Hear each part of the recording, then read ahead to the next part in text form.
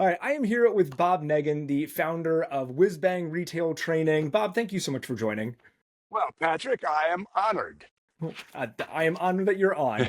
I have a fantastic appreciation of everything that you've done for retailers in the retail community. I love what you've built, and really wanted to talk to you today about how you've built not only the Whisbang Retail, but your own retail business, and Sure. really kind of how you've developed that. As I know Great. a lot of retailers, they're learning how to build the business, and they're learning how to be successful, and what those turning points are. So. Kind of want to start, a little bit at the beginning. When I've heard you talk and speak, you've talked a lot about the Mackinaw Kite Company. Yeah. Was that your first endeavor into retail? Did you own anything before Well, that? Or no, no. So, yeah, so in college, I sold shoes for one semester. okay, Roots shoes. They were the old negative heel hippie shoes. okay, But that was the extent of it. It really had nothing to do. I mean, I was a salesperson, yeah, right, in a dead mall. I worked for a friend. But then when I started to fly kites when I was a senior in college, and I mean, I just loved everything about it. I was an enthusiast. yeah, And I graduated from college. I didn't want to get a real job. I love flying kites. So, in my underdeveloped 23-year-old brain, it made perfect sense to open a kite store. How hard can it be to run a retail store, right? you have a So, passion for it. You'll love but doing it. sure, it was the field of dreams. Build it and they will come. Of course, you and all your listeners know, build it and they may or may not come. So I went up to Mackinaw City, Michigan. Here's Michigan for those of you who are watching this as a video. And Mackinaw City is at the tip of the mitt, as we say in Michigan. It's at the northern terminus of the lower peninsula of Michigan. It's a tourist area, and I opened the Mackinaw Kite Company. I had little under $3,000 in cash. I had no retail experience. We were a specialty kite store, one of the world's first specialty kite stores. So, Patrick, if you look at the statistical probability that the Mackinaw Kite Company would still be here, almost 45 years later, my brother Steve owns it now. I mean, the probability is literally less than 1%. But Steve and I were young and we were willing to be poor. And most importantly, we were willing to try stuff out. I mean, we hustled, and we just did what we could. The first season, because it was a seasonal store, first season we did $17,000. Okay, And the second season we did $22,000. growth. But I'm telling you, and from then we started to get some traction. We started to Okay, understand what we were doing. And then when I sold it to my brother Steve in 1999, after 19 years, we were a multi-million dollar, multi-stain business. We learned how to sell yo-yos, and we sold a lot of yo-yos. But most importantly, I think to your listeners, to their value, is our business work. The thing that I see, and I know you see, is that most independent brick and mortar retailers get into business because they have a passion for yep, their hobby. The fashionista wants to open a women's clothing store. The person who has good taste opens a home accessories store. The bike rider opens a bike store. But the thing to understand is that uh, it takes skills. And brother Steve and I did a really, really nice job of giving our customers a great experience, but we weren't really skilled, right? All of the back of the house stuff that really makes a difference, that you have to know now to be successful, we didn't have. And then about year 15, I met my wife, Susan, who you know, who's now my partner at WhizBang Training, and she was a department store executive. So she worked for Macy's and Lord and Taylor and Bloomingdale's, and they actually trained her how to do those things. I remember looking at her and go, Somebody taught her how to do this. We've never we're figuring it out as we go. We were figuring, and that's what most people are doing. Yeah, Most people are, I mean, you got the energy, but if you don't have the skills and it doesn't work the way it's supposed to work, it really starts to grind on you. And so this is why it made such a difference to me and Steve. You know, it wasn't like she came in and saved us. We had a good business. We grew every year. We were profitable most years, but it wasn't right. There was a lot of stress. We things like being overstocked because we didn't know what open to buy okay, was. yeah, Our merchandise mix, what we would do is Steve and I would go to the shows, Astra, the Kite Trade Association, the New York Toy Fair, and we'd walk around. And if we saw something that we thought was going to be hot, we would buy a boatload of them. Right? We didn't know what we were doing. We were what we just going. like. Yeah. But that's we bought what we liked, not what our customers were buying. And Mm. so Susan brought sort of that back of the house skills to our front of the house, instincts. And then the Mackinaw Kite Company really started to go. And it was really, really gratifying to not only see it all happening, but so many independent retailers I know for me, one of my core values is mastery. If I'm going to do something, I want to be good at it, right? Yeah. I want to work at it. I want to succeed at it. I want to learn about it. And I really felt like we had mastered what this game of independent retail was. And so then in 99, my brother Steve came to me and said, "Hey, you want to sell your share of the company?" And I was already sort of thinking about doing this because I knew there was no reason for other people to go through all of the pain that we Okay. went through, Yeah. right? It was like, hey, I mean, another one of my core values is service. And, it was like, people need to know this stuff, Yeah. right? Yeah. And when Steve came to, we were going to Mackinaw City. It's a 4-hour drive from our store in Grand Haven, and he handed me an envelope. We were going to Mackinaw City for Labor Day weekend, and it was an offer. And we weren't even an hour out of town, and I looked at Susan and I said, "I'm going to do it." And she said, "Bob, you spent 19 years building this thing. It's going to take you an hour to make this decision." And I was like, "Yes, because people need this, and we've got this, and we can figure out this business, meaning the how do you sell your retail knowledge Right. business." And so that's what we did. And so for since 99, so for almost 26 years now, we work with independent retailers Yeah. to give them the chops they need to be successful. And I mean, and experts in that field. And I mean, it is all those experiences and going through the first 15 years of figuring it out that I'm Yeah. sure really built that in. What were, during that period before, I know Susan came in and kind of instituted a lot of Yeah. foundations for you. What were a lot of those challenges? I mean, you were still successful, but what were a Yes. lot of the challenges that you saw and that you struggled with, but, in those $17,000 and Yeah. $22,000 years? Well, in the beginning, the challenge was to get people into the store. So we had a terrible location. It was around the corner. Mackinaw City's got a 3-block main street. We were around the corner. It had been empty for 2 years. Go ahead.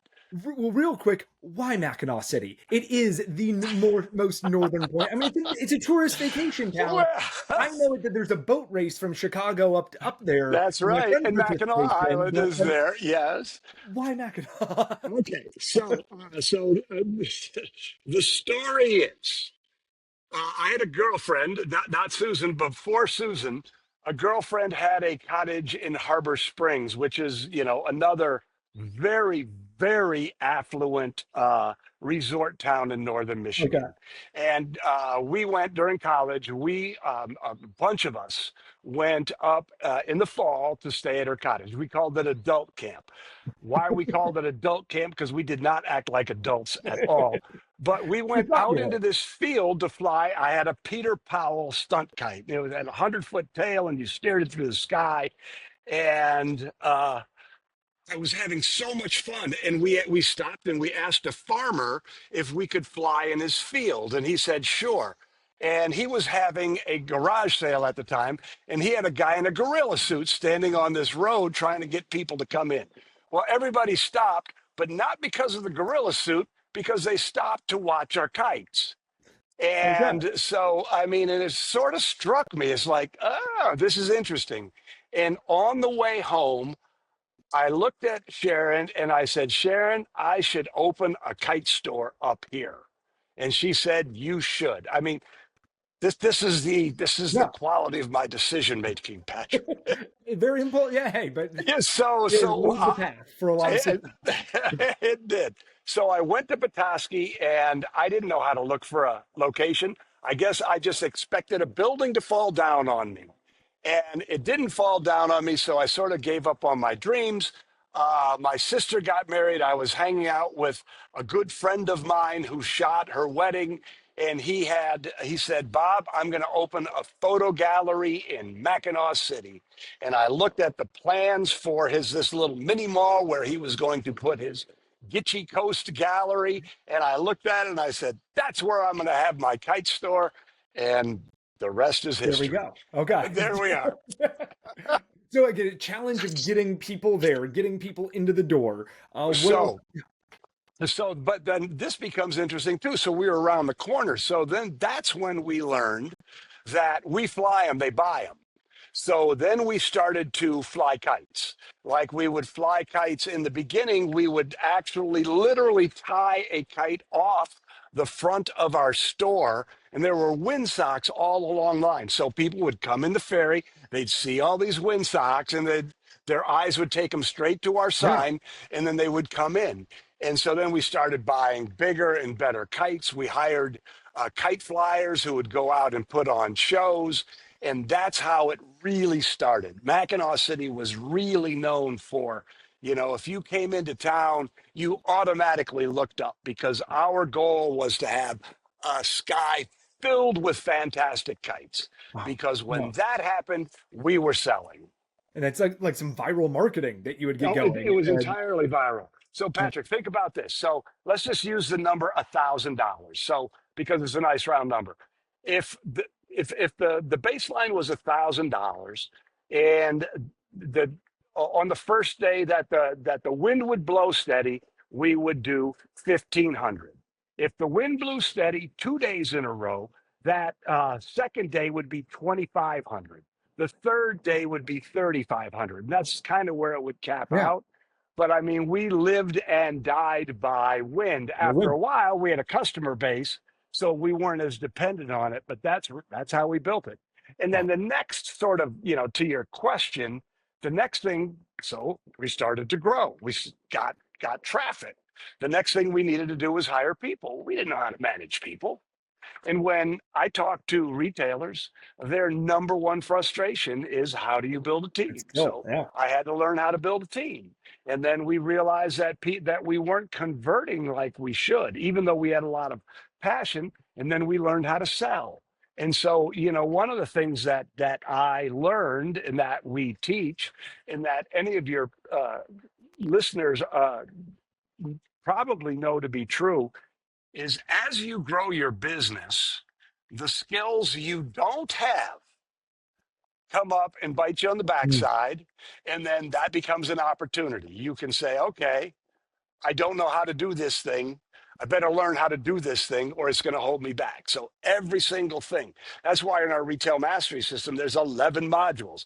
Every module points to one of those skills that I didn't know. Right. And then Yeah. I learned, and then it solved a bunch of problems. So that was a long answer to your short question. I hope you No, don't but mind. yeah, I mean, but the experience that you've had, I think, is it's a not unique one to retailers. That not having the retail experience, having to figure it out, maybe being in an area that is there's a fluctuating traffic there, and how do I manage my buying? How do I manage traffic? How do I get people inside my door? And learning that all along the way without necessarily having that experience and someone to guide you through those experiences. Well, your question is, or your comment is very interesting because I created a model that's called the retailer's journey. Yeah. And the first part of the retailer's journey is when you're a shopkeeper. And that's Bob Negen at the Mackinaw Kite Company. That's when you don't know what you don't know, Yeah. unconscious incompetence. Oh, I love bikes. I'm going to have the best bicycle store. Oh, I love to cook. A kitchenware store is going to be so awesome. I love kites. And the shopkeeper phase of your retailer's journey is filled with stress. It's filled with lack. It's filled with, you don't know what you don't know. And it's real frustrating. Susan's father has a great quote. He said, I'm sorry. It said, my computer is wobbling here Right. in the Windy wind. day, great day for kite. It's a Yeah. windy day, but he has a great quote. He says, stress is knowing what to do, but not knowing how to do it. Okay. And so the retail, that shopkeepers part of the journey is, it's really stressful. You don't have enough money. You don't have enough time. You don't have enough skills. You don't have enough people. You just don't have enough. And then someplace, for me, it was year two, and I've polled a lot of people, and year two seems to be the common term where you have that oh shit moment. Now you Sure. can Yeah. buy, and that's when you go. That's when I went, oh no, I don't know what I'm doing, and if I don't get serious about getting past my passion for my product, kites, and get real serious and passionate about becoming a better business Business. person, this thing's not going to make it. And I call it the danger zone. And when a retailer gets to the danger zone, and it could be year two, it could be year five, but there's a choice. And that choice is you can start to blame everybody, which you see a lot of, I see a lot of. Sure. It's the problems, the politicians, the problems, the Chamber of Commerce, the problems their vendors aren't coming up with new lines. It's everybody's Yeah. problem but Right. their own. And so then that victimhood becomes, that's the path to failure. I mean, if you get on that path and you don't pull yourself out of that mentality, you can hang on, but There's no introspection at that point, right? You're not there's no looking at how do I introspection. get better. And There's blame. yeah, yeah. Yeah. Interesting you mentioned that 2 year because that is I've seen national statistics that's it's about a third of businesses don't make it past that 2 year point. Yes. And so it is that kind of oh shit moment where I don't know how to run my business. And a third of businesses are there and they go out of business within that period. Well, and so then the other part of it, no, you're absolutely correct. Thank you for sharing that. But then the second group of people, and fortunately I put myself in this group, is you go, okay, wait a second. I don't know what I don't know, but I'm going to figure this out. Mhm. And that, you start to learn, you go to seminars, and when I started, there was no real investment to make. But now, you can invest in our retail. I mean, there's tons of experts. Our Retail Brilliance Yeah, platform is just it's filled with great. education for Yeah, retailers. That's yeah. why we did it. But then those people, the people who say, wait a second, I have a problem. This is an opportunity for me to learn a new skill. Then they start to grow. They get better. They get more confident, which is really important. And they get to the second phase, which is called Retail Pro. And when you get to a retail pro, all of a sudden there is enough. You do have enough skills. You are generating enough cash and profits. You do know how to do the things. You know how to manage a team. You know how to build a culture. You know how to market your business. And when you get to that place, especially after the stress of getting there, it's like, hallelujah, thank you, And that's why, and going back to the experience with Susan, we were getting there, but it was taking us a long time. Susan accelerated the process. And, that feeling of, "Whoop, I got this," is such a liberating feeling. Yeah. And so I know, Susan coming on board was one of those pivotal moments.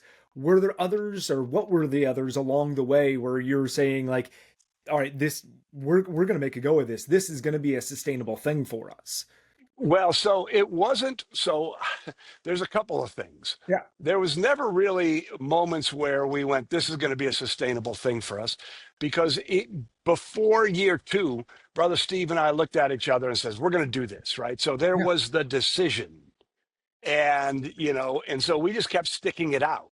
And over that course of those 19 years that we had it, we almost went broke twice. But Yeah. each time we almost went broke, there was always the, how are we going to get out of this? Yeah. And now, for your listeners, there's probably some of your listeners who are feeling that way. Like, I'm Mm. overwhelmed. I don't know how I'm going to get out of this. I feel like I'm in a hole that's so deep I can't get out of it. Here's the mantra. Here is the mantra that Steve and I had is, you're never going to be successful in business if you're not in business. So that every day, by God, we're going to stay open. And every day they didn't come close us down, or every day we were able to pay a vendor or something. Every day that we stayed in business meant that we were You're in business. closer to being successful in business. And both times we pulled ourselves out. Yeah. And yeah, so Yeah. that was helpful. Yeah, obviously, right. Yeah, it's helpful to be in business. It can continue growing through that, but yeah, having Yeah. that mindset that this Yes. is we're just going to keep plugging, and you got to figure out what you need to do to grow that. When did you start to kind of shifting towards Yeah. with Sure. WhizBang? When did it start to be you realizing that I have things to offer to others, and Sure. that I've gone through all of this, and my peers can learn from me? So I remember it vividly, Patrick. So the Kite Trade Association, I was a founding member, because I was one of Yep, the Mackinaw Kite Company was one of the first specialty kite stores in the world. Not the first, but, very cool. early Yeah, days, we were, and it was at the Kite Trade Association, and it was a rowdy bunch. We, a lot of time spent in the bar after the show and things like that. And I was standing at the bar, but my chair was swiveled away from the bar because I was, I mean, it was like a party. yeah, Everybody's talking to each other, and I remember looking up, and everybody is listening to me, and it was like, oh, okay, this is interesting. But then I realized that they were listening to me because I knew what I was talking about. The answers that they were looking for, I was sharing with them. And that's not being cocky. I mean, it was just, I was just sharing. People are saying, "What are you doing about this?" And I would share, and they're, "Oh, that makes sense." And, we were farther along than almost everybody else in the trade. And so that was the moment that I went, okay, not only is this viable, but this is valuable. yeah. And so that's, and originally I thought I didn't want to be in the training business. I wanted to help retailers. So I thought I would find a training company to work for. Okay, And I did find a training company to work for, but and they were going to build me a retail training business in their business. But what I found, Patrick, and most of your listeners could probably relate to this, I don't want to work for anybody else. So, I especially mean, after 19 I did years of like your three own owner. seminars for them. I was like, I'm out of here. Yeah. So, yeah, yeah, yeah. So, what were the steps of building WhizBang? Like, how did you be? You started off with the idea, the concept that it didn't work with that company. So, how are we? So, it was exactly like building a retail business. So, you buy, if let's just use the example of a kitchenware store, right? Kitchenware store, they know the merchandise, that they can figure out a product because they love to cook, right? So, Yeah. but for us, we had a product, and it was all of our experience in retail. But we didn't know this information business. So the first thing we did was we made a little seminar series called the Retail Success Series, and we did it for people in our hometown. And I started speaking at Chamber of Commerce meetings, and we built the mining diamonds marketing kit that was in a 3-ring binder that Yeah. and we were growing it. But then, and I think this is very valuable to your listeners, the first sort of big leap we took was when we invested and went to Randy Gage's Speakers Institute in 2005. And it took all of our money. I mean, it was the biggest gulp you could ever possibly imagine, but we did it. And he really showed us sort of how to run a business like this, Okay. how to write copy, how to provide value, how to speak, how to market your speaking services. So that was a big leap. And then a few years after that, somebody that we met at Randy Gage's Speakers Institute, we hired a gentleman, Paul Lemberg. And at the time, for a year of consulting, at the time, we paid him 10% of our annual sales in Wow. his fee. But that relationship, that weekly call, led to the formation or the creation of the Retail Mastery System. The Retail Success Summit was sort of bundled with that. So the point there was how we learned some on our own, but mostly we learned by saying, okay, this is the thing we don't know. Who knows it? Who not how, as Dan Yep. Sullivan talks about it. Who knows how to do what we're trying to do, and then paying them for it, right? Yep. And now a problem that I see people making is you can get so much free information on the internet. And free is good, but if you really want to accelerate, money loves speed. Yep. Money loves speed. And if you want to accelerate your success, pay for it, get the right information in the right order, in the right, and then it's going to it's going to be a positive investment, not a cost. And the free out there, a lot of it's introductory, right? Yeah. It's the base Yeah. level. It is, good, great for a foundation. But to really grow your business, I mean, it's an investment in your knowledge. And it sounds like what you made was that you invested in your knowledge of how to grow a business. Retailers invest in your knowledge of how to run your business. That's exactly right. That's exactly right. What were throughout that? What was a point where you really saw like WhizBang, like this is a pivot point, a growth point that you're like, all Yeah. right, we're taking off. Yeah. Yeah. Yeah. Well, there were two times. I mean, I'm a good speaker. You've You're a great seen me speaker. Yeah. speak, and that comes natural. My dad's a preacher. I mean, so if you are articulate and you know your stuff and you can put together a basic outline and you have stories, this is Yeah. important too. Okay. I mean, I had stories, right? I mean, You had I 19 years worth of stories. Yeah. by the time I was done with my hour and a half, they were like, okay, this guy knows what he's talking about, Yeah. right? Um, but I spoke at Sherry Rieger's Gift Basket Connection, Okay. right? It's when Gift Basket Gift was baskets. that Yeah. Right. industry was still a big thing, and I sold $3,000 worth of. In those days, they were called the whole enchilada. It was the Mining Diamonds marketing kit and the Super Staff Development kit, right? And it was like that was the moment. It was like it was proof. Yeah. It was proof. And that Retail Success series, it was proof. People heard it and they believed it and they did something with it and they saw the results from it. And that's why we're here, right? Yeah. That's why you're doing what you do. That's why all the good independent retailers I know, there's this thing called the heart of service. And if you have a heart of service and love your money, I mean love your customers, the money will follow. And that's why we do a lot of free stuff. That's why you do a lot of free Yeah. stuff. To your point, it's introductory. You sample, you sell. You Right. come to one of our webinars, we try to give you enough value that you go, okay, I I want want more. more. I Exactly. want more. Yeah.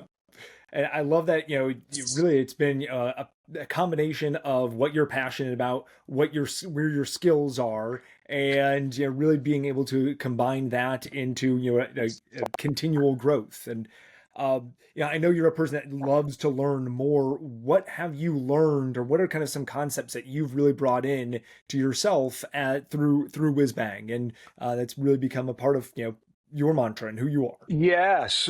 One of the primary one of the concepts that I developed, that we teach, that I circle around. There's this idea you got to keep saying it, keep saying it. And finally, one day, somebody go, "Oh, that makes sense." Got it. Is WWMCW? What would my customer want? And so um, You can't out Amazon Amazon. You can't out Walmart Walmart. But Amazon and Walmart together can't out you. So if you come at the market with a customer focused philosophy and you show up as your best self, the right people are going to find you. Does that make sense? Absolutely. And So, I love when you talk about that because it is they can't they can't do the same things that an independent retailer does. They don't know your customer like you do. and they can't give that kind of experience. When you look at the big brands online, brick and mortar, they can't or they won't. You go into, I mean, Best Buy of all the big box stores probably has the best customer experience, but they're not going to have the number. They're just, it's still a big box store. Yep. What people want when they come into an independent store, independent retailer, is they want that experience. They want knowledgeable people. They want people who care. They want people who are actively demonstrating this heart of service. And this is, Patrick, you know this. I think that your listeners know this, but your number one and actually your only unassailable competitive advantage is to be yourself. To that quote about Walmart and Amazon. So just be good, be your best self, focus on your customers. And if you're skilled, it all starts, I mean, it comes together. What would my customers want? And What would my really, customers want? yeah, and if you can make your business around that and understand, what that ideal customer, what they're looking for, and cater yourself towards that. Again, the bigger stores can't do that. They're too blanket. There's too much bureaucracy of any change. You can be nimble. You can figure out what your customers want. And You are hitting it on the nose. And it really leads you down sort of this beautiful rabbit hole. So, for instance, what does your customers want? Your customers want an amazing in store experience. How do you develop an amazing, how do you develop and deliver? Well, you hire the right people, you train them constantly, you educate them about, how you think, what you do, you train them on what you sell, you train them how to sell, all of these things. You can say and even think WWMCW, but until it becomes action, until you develop that training program, until you get rid of the people who are standing behind the register and not greeting your people, until you bring in people and train them, until you create that, if you truly believe WWMCW, it immediately degenerates into hard work, doing the work necessary to give your customers that experience. I love that it permeates throughout the entire business. The whole thing. The people that you employ. It is the products that you bring in, the events that you have. It is the entire business in that in It the is everything that you just mentioned and everything else, company. everything that touches the customer. And everything in the back of the house affects what goes on in the front of the house, right? So if you don't know how to order skillfully and you run out of best sellers, it affects the customer experience. So this is the thing that I love about business and I love about independent retail in particular is it's so holistic, right? Nothing happens in a vacuum. No. Everything affects everything else. And when you approach it that way and do the right work, it starts to happen. At the most recent summit that you all had, I know there was Uh, a speaker that talked about loving your customer. Can you kind yeah, of talk to us about that and really how that touched you and really what that means to show love for your customers? sure. So that was Ari Weinswag. And Ari's spoken at the summit. I don't know, this is his third or fourth time. And he's the co-founder of the Zingerman's family of businesses in Ann Arbor. And I think they're about $100 million a year business right now.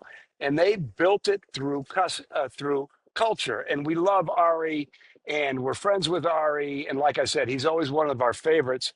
So I read one of his newsletters, his weekly newsletters. You can go to zingermans.com and subscribe. And it was about customer love. It was like perfect, because that's the theme. Ta-da! Ari, it's virtual. Come on down. So he did, but he explains it a little differently than us, but it is exactly the same.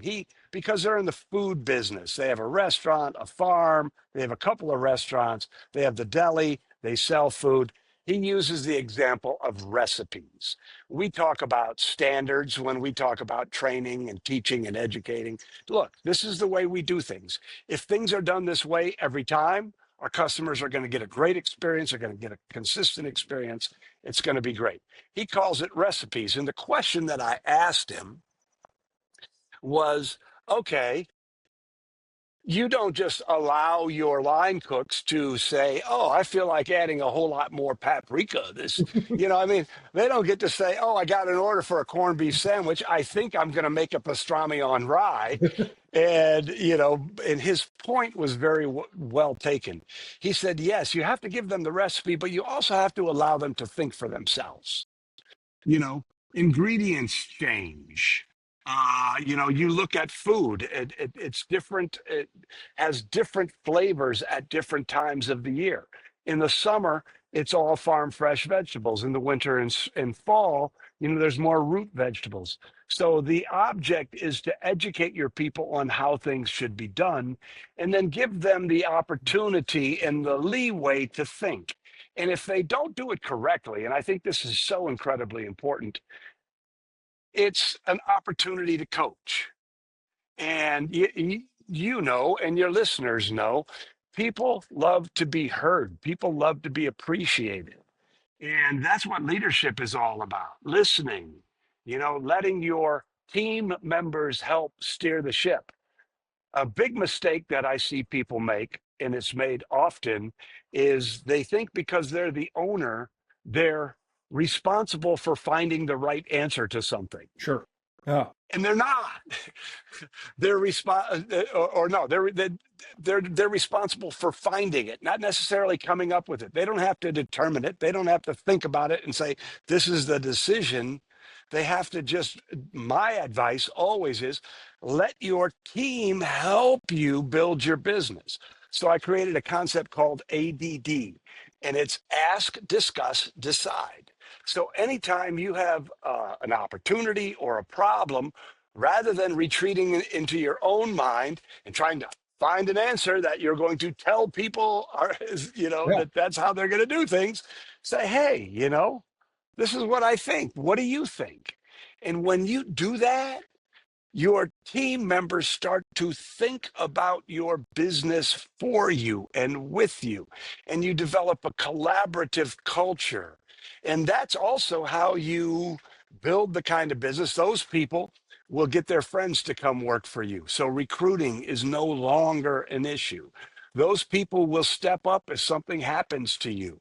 Those people will be good enough and will love it when you leave and go on vacation. So when you build that kind of culture, WWMCW just kind of takes care of itself, because they're taking care of your customers because they know how you feel, and they're just really kind of an extension of you, plus adding their own little Yeah. spice to it.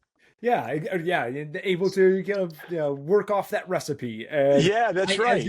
as you're talking, I was almost thinking kind of an image of bowling with the bumpers up, and you set the guardrails there, but you can operate Perfect. inside of that. And here's kind of where we want to be, and here's where we're operating. But play within that and do your own thing inside there, and know that if you go outside, we need to adjust. But Right. you have that. That's the perfect metaphor. That's perfect, Patrick. Well, thank you. That's Yeah. you gave me the material for it. All right. There you go. Good. Yeah, and I love the ask, decide, and because it is really you need the input from your team. You need their understanding, and that gets them to buy in. Without their buy-in, then it's just I'm working a job. Right. I'm doing something. I'm being told what to do. I show up when I show up, but really having some skin in the game and feeling like you're involved in this, that's going to be what really leads to that better culture. And when you make a place that people want to work, and then people will want to come shop. You are precisely correct. You are precisely correct. Well, Bob, any for I guess first, we've talked Whisbang Retail Training, but Uh-huh. where can people find you and your work and learn more about Sure. your company? Yeah, so I'll sort of give you a rundown, free, paid, all those things. So if you go to whizbangtraining.com, there's an H in Whizbang. You can sign up for be on our list. And if you're on the list, every Wednesday you'll get a free tip of the week, and every Sunday you'll get one of my video blogs, Real Retail TV. And right now I think there's probably 100 episodes of Real Retail TV on the website. So, if one of your listeners is going, man, I really need some ideas and inspirations, you can just sit there and binge watch Bob. You'll be tired of me before too long, but You have but incredible materials. oh, thank you, thank you. But that's all free. But then our flagship products and programs is the Retail Mastery System, and that is, I alluded to it earlier. That's where Susan and I dumped everything we knew about the fundamentals of retail into, there's like 25 hours of video. There's 11 modules. That's our flagship product. And I can't tell you how many we sold thousands and Yeah. thousands and thousands of them through the years. But, I can't tell you how gratifying it is to hear people say that was the thing that changed it all. That I went from being a person who was trying, struggling, Bob Negen, who was a shopkeeper, Sure. and that was what brought me to be a retail pro. So that's for owners and managers. For on the floor salespeople, we have something called the Retail Sales Academy. And that's where I teach frontline employees how to sell customer focused selling on the floor. And so, it's not uncommon for somebody who puts their people through and keeps them on to see a 15 or a 20% lift in the average Oh, ticket. And, so it's just this great investment. We have the Retail Success Summit every year, as you mentioned. We've been doing that for 18 times now. But then the real exciting thing is Retail Brilliance. We call it Brilliance for short. If you go to retailbrilliance.com, what we saw was that there was a need for, I mean, we offer a lot of really high quality information, but we're not experts in e-commerce. We're not experts in how do you buy an insurance policy. We're not experts in how do you manage a family run business. So there's all of these skills and all of this wisdom and information that an independent retailer needs but doesn't know where to get them. So that's what brilliance is all about. The vision for brilliance is all of your retail training all in one place. And the vision is being realized. So we're really, really excited about that. I'd encourage anybody to go and sign up, look at the courses. There's over 30 courses on it already. And so that's the next thing for us. And I mean, you're bringing other experts in the field that they're creating Absolutely. courses, and so yeah, really it can be a one place of so much training and so much information for retailers across the country in different fields. And I love the Brilliance platform. Good. Thank you. Thank you. Well, Bob, thank you so much for being on. Any kind of parting words for the audience? Yeah, you know what I would like to say to anybody who is listening is that this is in my opinion, and yes, we have all the wonkiness of tariffs and, but wonkiness comes and goes, Yep. right? I mean, I've been doing this a long time. I've been through recessions and COVID, and, and this too will pass. But this is, in my opinion, the very, very best time to be an independent brick and mortar retailer. For the reasons that we've talked about. If you stay really focused on being a really, really great retailer who serves their customers with this heart of service and, shows up as your best self, gives your customers a really human experience, I think that the future is so incredibly bright. So, if any of your listeners, when they're listening to this, are feeling, stressed or uncertain, I just want to, just share, just stay with it. Keep growing one step at a time. Just make progress. Enjoy the journey. You don't have to do this. You get to do this. You signed up for this. So have some fun with this. That would be my advice. I mean, this is retail, baby. If you're not Yep, having fun, you shouldn't do it. I used to exactly. say, I used to say that when you cross the lease line, your problems from the outside world were gone. Then your job is to share some love on the floor. And if you do that, if you have that attitude, you're going to have at least 8 great hours every single day. If you're not having fun, what are you doing, right? What are you doing? What are you doing? Well, Bob, thank you so much for being on today. Thank you so much for everything that you do for retailers and helping You're retailers improve welcome. their business and grow. Again, I'm so incredibly appreciative of the work that you do, and I'm a huge fan. So Well, thank you. I appreciate that, Patrick. And I'm honored to be here. thank you.